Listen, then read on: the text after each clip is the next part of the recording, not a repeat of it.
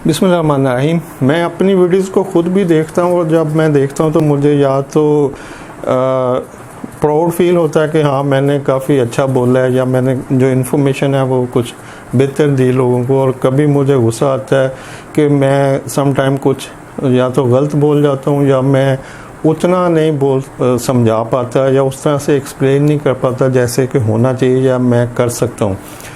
तो कल जो मेक और बाय वाली जो वीडियो थी, जब उसको मैंने देखा तो उस वक्त वो अपलोड हो चुकी थी, तो उसमें जो इकोनॉमिक फैक्टर है उस पर मैंने ऐसे ही आँ बाँ शाँ करके तो उसको क्लोज़ कर दिया था। तो मुझे फील हुआ कि नहीं, ये तो प्रॉपरली मुझे कुछ बताना चाहिए था।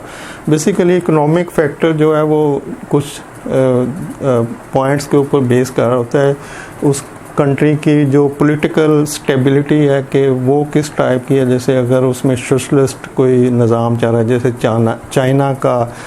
चाइना की इकॉनमी है तो वो कितना स्ट्रॉन्ग है, या उसमें कोई डेमोक्रेसी चल रही है तो वो किस तरह की है, यानी कितनी जल्दी हुकूमतें चेंज होती हैं, किस तरह की होती हैं, उनमें करप्शन लेवल कैसा है, उनकी गवर्नेंस कैसी है, क्योंकि ये चीज़ें इकॉनमी के ऊपर असर डालती हैं। तो उस कंट्री को जो इकोनॉमिक फैक्टर होंगे वो कंट्रोल कर रहे होते हैं, और इकोनॉमिक फैक्टर में पॉलिटिकल स्टेबिलिटी का होना बहुत ज़रूरी है। नंबर 2, वहाँ पे सप्लाई डिमांड की क्या रेशो है, या सप्लाई डिमांड किस तरह से गवर्न कर रही है। सप्लाई उन चीज़ों की जो कि वहाँ पर अवेलेबल हैं वो कितनी है और उनकी डिमांड कितनी है। जैसे चाइना की इसलिए बार बार एग्जांपल दे रहा हूँ कि चूँकि चाइना पूरी दुनिया को बहुत कुछ सप्लाई कर रहा होता है, रॉ मटेरियल और दूसरी चीज़ें। तो जैसे चाइना की एग्जांपल है कि वहाँ पे सप्लाईज जो है वो उनकी अपनी कंजम्पशन से बहुत ज़्यादा है, तो फिर वो बाकी दुनिया की तरफ भागते हैं कि इसको एक्सपोर्ट किया जाए, दूसरे मुल्कों को सप्लाई किया जाए। तो अब अगर किसी मुल्क में जो सप्लाई है उन चीज़ों की जिनमें आप इंटरेस्टेड हैं, तो अगर वो कम है तो आप वहाँ से नहीं ले सकते, एक्सेस होगी तो आप लेंगे। अगर उनकी इंटरनल डिमांड ही इतनी ज़्यादा है कि वो अपनी सप्लाई पूरी नहीं कर सकते तो कोई दूसरा उसको प्रोक्योर करने के लिए इंटरेस्ट नहीं लेगा।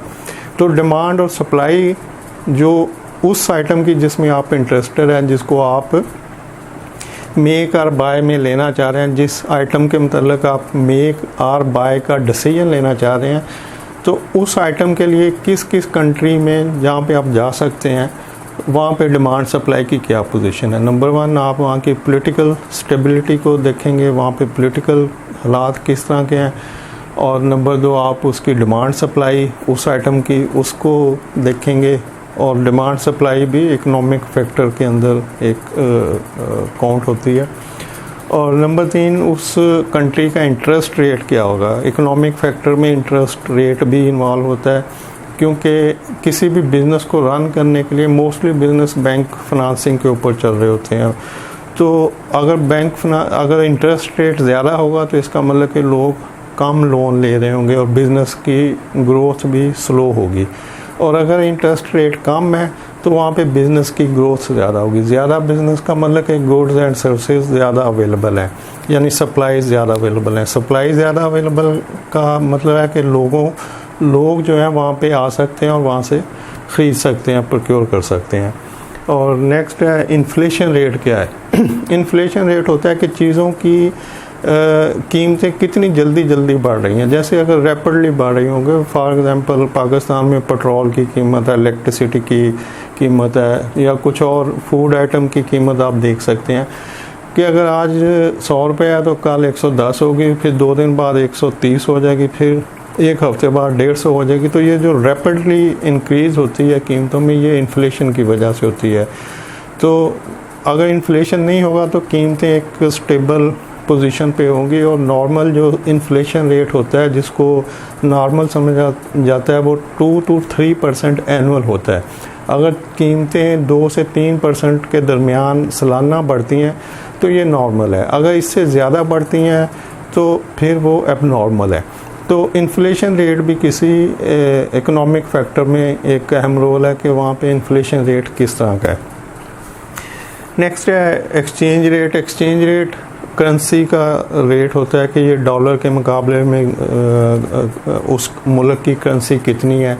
जैसे पाकिस्तान की करेंसी अगर 25-30 साल पीछे जाके देखें, जब मैं एक्सपोर्ट में काम करता था तो उस वक्त वो डॉलर होता था 50-55, ये 90 की बात है आई थिंक। तो 1990 में डॉलर 50-60 के दरमियान कहीं होता था, और इसका मतलब 30 साल बाद अभी डॉलर 150 से ऊपर है। तो ये जो एक्सचेंज रेट इतना हाई हो चुका है, और अगर हम इंडिया की करेंसी देखें तो वहाँ पे 1 रुपये की जो कीमत है डॉलर के मुकाबले में पाकिस्तान में जो 1 रुपये, पाकिस्तान के 2 रुपये इंडिया के 1 रुपये के बराबर हैं। तो पाकिस्तान में रुपए की कदर या कीमत हाफ है एज़ कम्पेयर टू इंडियन, जबकि पाकिस्तान और इंडिया एक ही टाइम पे दोनों ब्रिटिश गवर्नमेंट से इन्होंने आज़ादी ली और उसके बाद आगे निकले। लेकिन पाकिस्तान में जो एक्सचेंज रेट और इन्फ्लेशन की शरह है वो इंडिया से ज़्यादा है। तो ये चीज़ें भी किसी इकॉनमी को चेक करने के लिए काउंट होती हैं कि वहाँ पे एक्सचेंज रेट क्या है, डिफरेंट करेंसीज़ के लिए उस मुल्क की करेंसी का एक्सचेंज रेट क्या है। अनएम्प्लॉयमेंट भी इकोनॉमिक फैक्टर में आती है कि वहाँ पे अनएम्प्लॉयमेंट कितनी है। अगर अनएम्प्लॉयमेंट ज़्यादा होगी तो इसका मतलब कि वो गरीब कंट्री है, वहाँ पे जॉब्स कम है, वहाँ पे बिज़नेस भी कम होगा। अगर अनएम्प्लॉयमेंट कम है तो इसका मतलब कि वो इकॉनमी ग्रो कर रही है, वहाँ पे बिज़नेस ज़्यादा है, वहाँ पे गुड्स एंड सर्विसेज ज़्यादा प्रोड्यूस हो रही हैं। तो जो चीज़ ज़्यादा होगी उसकी सप्लाई ज़्यादा होगी, वहाँ पे कीमतें कम होंगी और वहाँ से आप उसको सोर्स कर सकते हैं, प्रोक्योर कर सकते हैं। तो इकोनॉमिक फैक्टर में पॉलिटिकल स्टेबिलिटी होगी, इंटरेस्ट रेट होगा, डिमांड सप्लाई की रेशो हो सकती है, एक्सचेंज रेट हो सकता है, और अनएम्प्लॉयमेंट या कुछ और चीज़ें भी इसी तरह से कि वहाँ पे इकॉनमी कितनी स्टेबल है, इकॉनमी कितनी स्ट्रॉन्ग है। स्ट्रॉन्ग इकॉनमी होगी तो वहाँ से कुछ एक्सेस ऐसा होगा जिसको आप कंसिडर कर सकें कि यहाँ पे हम एक लंबे अरसे तक यहाँ से हम प्रोक्योर कर सकते हैं या यहाँ से हम इंपोर्ट कर सकते हैं। तो ये सब चीज़ें इकोनॉमिक फैक्टर के अंदर आएंगी। और बाय और से मेक और बाय को जब भी आप कंसिडर करेंगे कि हमने किस साइड पे जाना है, तो इकोनॉमिक फैक्टर में फिर आप इन चीज़ों को देखेंगे कि क्या ये चीज़ें वहाँ पे स्टेबल हैं। और मेक और बाय के दरमियान एक और चीज़ भी होती है कि आप बाय कर लें लेकिन किसी और से बाय करते हुए मेक करवा लें। यानी आप ऐसी प्रोडक्ट्स, मैं एक कोरियन कंपनी में था ये डेवो, तो वहाँ पर जितनी भी उनके पार्ट्स और इक्विपमेंट्स होते थे वो कोरिया से इंपोर्ट होते थे। लेकिन सम टाइम ऐसे होता था कि कुछ चीज़ों को हम इंपोर्ट में डिले की वजह से या नॉन अवेलेबिलिटी या कोई भी और प्रॉब्लम अगर नहीं इंपोर्ट कर सकते थे तो वो लोकल मार्केट से हमें मिलना मुश्किल हो जाती थी। तो वहाँ पे हमने सोचा कि क्यों ना हम कुछ चीज़ों को ऐसी जो कि क्रिटिकली जो हमें प्रॉब्लम देती हैं कि इंपोर्ट में हमारी या तो क्वांटिटी ज़्यादा यूज़ हो जाती है, टाइमली क्वांटिटी अवेलेबल नहीं होती या कोई ना कोई प्रॉब्लम होती थी, तो क्यों ना हम इनको सेम प्रोडक्ट को लोकल मार्केट से बिल्ड करवा लें, मेक करवा लें। और फॉर एग्ज़ाम्पल रेडिएटर की मिसाल देता हूँ कि जो रेडिएटर कोरियन बस के अंदर इंस्टॉल होता था, वो जो लोकल मार्केट से रेडिएटर मिलते थे उसकी फिटिंग वो नहीं होती थी, यानी वो स्पेसिफिकेशन जो उसकी लेंथ विड्थ कुछ और दूसरी चीज़ें उस स्टैंडर्ड क्वालिटी और फिटिंग की नहीं होती थी जो कि कोरिया से आते थे। तो अब या तो हम उसको कोरिया से इंपोर्ट करवाएं या फिर हम उसको लोकल मार्केट से जाते हैं तो वहाँ पे उसकी अवेलेबिलिटी कोई नहीं थी। तो अब हम उस जो लोकल मार्केट में रेडिएटर के मैन्युफैक्चर थे हमने उनको विज़िट किया और उनमें से जो एक बड़ा मैन्युफैक्चर था उसको सेलेक्ट करके उससे कहा कि भाई जो प्राइस आपके इस साइज़ के इस स्पेसिफिकेशन के रेडिएटर की है वो हम आपको पे कर देंगे, लेकिन आप हमें जो हमारा रेडिएटर है यानी हम आपको एक पीस देते हैं, आप इसके अकॉर्डिंगली इसको बना दें। तो अब ये जो आपने ना तो इन हाउस बनाया ना आपने मार्केट से परचेज़ किया, आपने वो स्पेसिफिक अपनी रिक्वायरमेंट जो आपको चाहिए थी, जो इंपोर्ट हो रही थी और कंट्री में पाकिस्तान में वो नहीं बन रही थी, तो अब आपने सेम वो अपने जो लोकल मार्केट है वहाँ से बिल्ड करवा ली या वहाँ से डेवलप करवा ली। तो इस तरह से आपने एक वेंडर डेवलप किया, उससे रेट नेगोशिएट किए, उसे प्रोडक्ट की जो फैब्रिकेशन थी वो करवाई और उसको रिलेशनशिप में डाल दिया कि हमारे मंथली इतने रेडिएटर यूज़ होते हैं और ये क्वांटिटी हम आपसे लेंगे और मंथली इतने होते हैं, तो इतना लंबा अर्सा हम आपके साथ चल सकते हैं। तो इस तरह की रिलेशनशिप में फिर हमने उस वेंडर को डाल दिया और वो जो इंपोर्ट होता था वो ऑलमोस्ट हाफ प्राइस के ऊपर लोकल मार्केट से फैब्रिकेट को आके तो उसको लाइन में लगा दिया।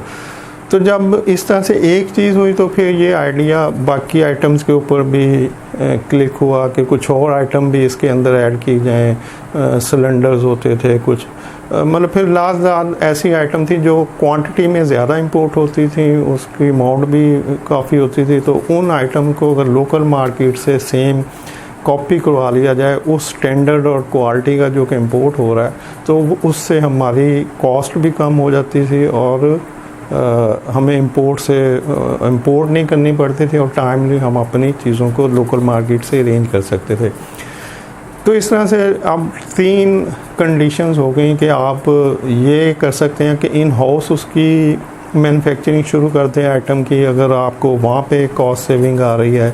नंबर 2, आप किसी आउटसोर्स कर दें उस प्रोडक्ट को, किसी से बिल्ड करवा लें, डेवलप करवा लें उस प्रोडक्ट को जो उसी प्रोडक्ट के रिलेटेड कुछ बना रहा है, तो वो आपके स्पेसिफिकेशन के अकॉर्डिंगली उसको बना दें।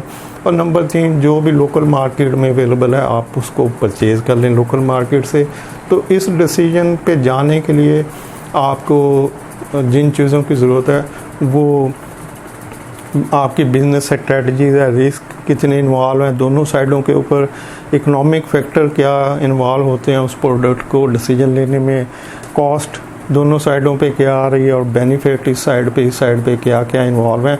जब आप दोनों साइडों के ऊपर के अगर हम बाय करते हैं या बिल्ड करवाते हैं या फिर प्रोक्योर करते हैं लोकल मार्केट से, तो यहाँ पे इन तीनों के जब आप बेनिफिट्स लिखेंगे, एडवांटेज डिसएडवांटेज लिखेंगे, तो उसकी बेस के ऊपर आप डिसीजन ले सकते हैं कि क्या हमने इसको इन हाउस करना है, किसी और से इसको बिल्ड करवाना है और कस्टम मैन्युफैक्चरिंग जो होती है OEM जिसको कहते हैं, और या फिर आपने इसको एज इट इज़ जो लोकल मार्केट में अवेलेबल है उसको प्रोक्योर करना है। थैंक यू, अल्लाह हाफ़िज़।